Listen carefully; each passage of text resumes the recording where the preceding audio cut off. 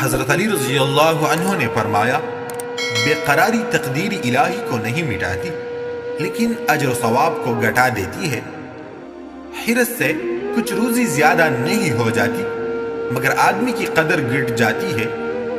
عورت سراپا شر اور خرابی ہے، اور اس سے بڑھ کر خرابی یہ ہے کہ عورت کے بغیر گزارا نہیں۔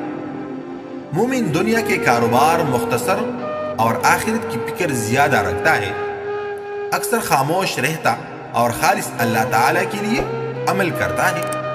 خوف اس کا نام ہے کہ آدمی اپنے نفس کو گناہوں اور خدا تعالیٰ کی نافرمانیوں سے روکے رکھے۔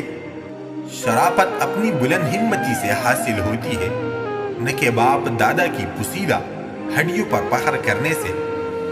عارفان خدا سب لوگوں سے زیادہ شریف النفس، سب سے زیادہ صابر، بہت جلد صاف کرنے والے اور نہایت وسیع اخلاق ہوتے ہیں۔